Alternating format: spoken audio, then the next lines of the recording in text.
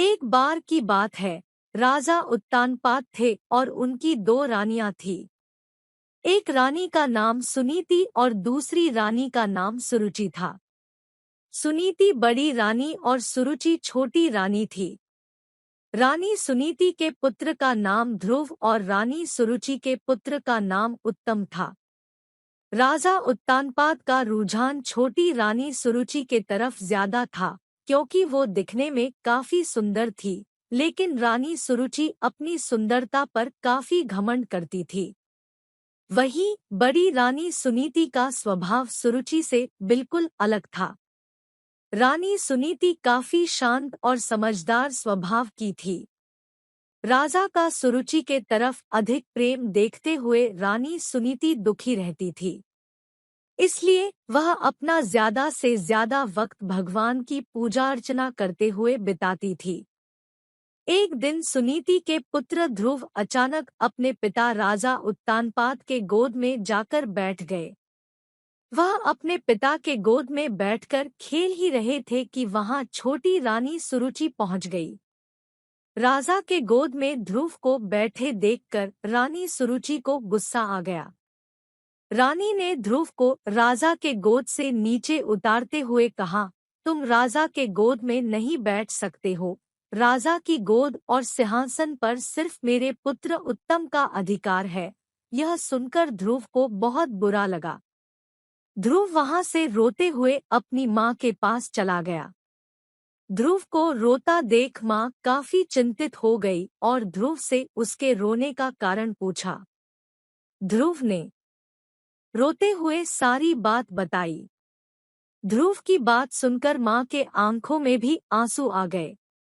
ध्रुव को चुप कराते हुए सुनीति ने कहा, भगवान की आराधना में बहुत शक्ति है। अगर सच्चे मन से आराधना की जाए तो भगवान से तुम्हें पिता की गोद और सिंहासन दोनों मिल सकते हैं। माँ की बात सुनकर ध्रुव ने निर्णय कर लिया कि वह सच्चे मन से भगवान की आराधना करेंगे। ध्रुव अपने महल से भगवान की प्रार्थना करने जंगलों की तरफ निकल पड़े। उन्हें रास्ते में ऋषि नारद मिले।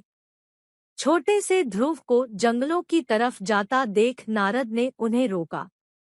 नारद ने उनसे पूछा, तुम जंगलों की तरफ क्यों जा रहे हो? ध्रुव ने उन्हें बताया कि वो भगवान का ध्यान करने जा रहे हैं। ध्रुव की बात सुनकर नारद ने उन्हें समझाकर राजमहल वापस भेजने की कोशिश की, लेकिन ध्रुव ने उनकी एक न सुनी। ध्रुव के निर्णय के कारण नारद ने ध्रुव को नमो भगवते वासुदेवाय मंत्र का जाप करने को कहा। इसके बाद ध्रुव जंगल में जाकर इस मंत्र का जाप करने लगे। उधर नारद ने महाराज उत्तानपाद को ध्रुव के बारे में बताया। बेटे के बारे में सुनकर महाराज का मन चिंतित हो गया। वह ध्रुव को वापस लाना चाहते थे, लेकिन नारद ने कहा ध्रुव प्रार्थना में डूब गया है और अब वह वापस नहीं आएगा। उधर ध्रुव कठोर तपस्या में लगे रहे। कई दिन और महीने गुजर गए, लेकिन ध्रुव प्रार्थना करते रहे। इस बीच ध्रुव की भक्ति से प्रसन्न होकर भगवान हरि ध्रुव के सामने प्रकट हुए। भगवान हरि ने ध्रुव को वरदान देते हुए कहा, तुम्हारी तपस्या से हम बहुत प्रसन्न हैं, तुम्हें राज सुख मिलेगा। साथ ही तुम्हारा नाम और तुम्हारी भक्ति हमेशा के लिए जानी जाएगी। यह कहकर भगवान ने ध्रुव को राजमहल की तरफ भेज दिया। भगवान के दर्शन पाकर ध्रुव भी बहुत खुश हुए और उन्हें प्रणाम कर महल की तरफ चले गए। बेटे को महल वापस आते देख राजा खुश हो गए और उनको अपना पूरा राज्य सौंप दिया। भगवान हरि के वरदान से भक्त ध्रुव का नाम अमर हो गया और आज भी उन्हें आसमान में सबसे ज्यादा चमकने वाले तारे ध्रुव तारे के नाम से याद किया जाता है।